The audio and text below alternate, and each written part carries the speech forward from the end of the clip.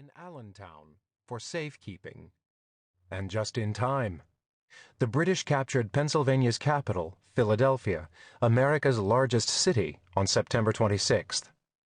Congress, which had been meeting there, fled briefly to Lancaster, Pennsylvania, then to York, 100 miles west of Philadelphia. The departure from Philadelphia was frantic, prompted by an alarm from Washington's aide, Alexander Hamilton, who said the enemy soldiers were so close that one had shot his horse. One delegate to Congress was wakened by a servant at 2 in the morning and advised to abandon the city.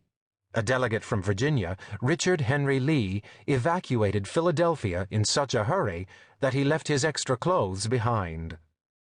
Another delegate to Congress, John Adams of Massachusetts, wrote in his diary, "The prospect is chilling, on every side, gloomy, dark, melancholy, and dispiriting." The number of delegates present at Congress had dwindled to a mere 20 from the 56 members who had signed the Declaration of Independence in 1776. Those remaining gathered for a private meeting in York to question whether there was any hope of success. One of those present was John Adams's cousin, the Patriot leader Samuel Adams, who had already suffered losses that would have shattered an ordinary man. His first wife and 4 of their children died of natural causes before the war began. At the Battle of Bunker Hill, British officers decapitated Samuel Adams's close friend, Joseph Warren, and presented his head as a trophy to the British commanding general. Samuel Adams had spent the better part of 3 years at the Congress in Philadelphia, separated from his 2 surviving children and his second wife. Matters seemed to be drawing to a crisis, he had written her recently. Back in Boston, the British soldiers ripped out the pews of Old South Church, where Samuel Adams's father had once worshipped, covered the floor with dirt, and used the church as a riding academy. Samuel Adams's own house in Boston was vandalized by British troops so badly that it was uninhabitable. If the revolution failed, Samuel Adams could expect to meet the same fate at the hands of the British as Warren.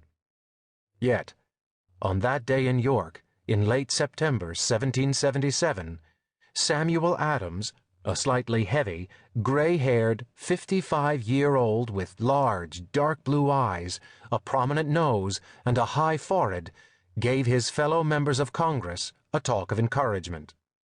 "If we despond, public confidence is destroyed. The people will no longer yield their support to a hopeless contest, and American liberty is no more," Samuel Adams said, in the voice John Adams described as clear and harmonious. "Through the darkness which shrouds our prospects, the ark of safety is visible. Despondency becomes not the dignity of our cause, nor the character of those who are its supporters." He went on, comparing the American revolutionaries to the Israelites who had left the slavery of Egypt. According to Exodus chapter 13, God had guided them in the wilderness with a pillar of cloud by day and a pillar of fire by night. Samuel Adams addressed the delegates. "Let us awaken, then, and evince a different spirit. A spirit that shall inspire the people with confidence in themselves and in us. A spirit that will encourage them to persevere in this glorious struggle until their rights and liberties shall be established on a rock. We have proclaimed to the world our determination to die free men rather than to live slaves. We have appealed to heaven for the justice of our cause, and in heaven we have placed our trust. Numerous have been the manifestations of God's providence in sustaining us. In the gloomy period of adversity we have had, our cloud by day and pillar of fire by night, we have been reduced to distress, and the arm of omnipotence has raised us up. Let us still rely in humble confidence on Him who is mighty to save. Good tidings will soon arrive. We shall never be abandoned by heaven while we act worthy of its aid and protection."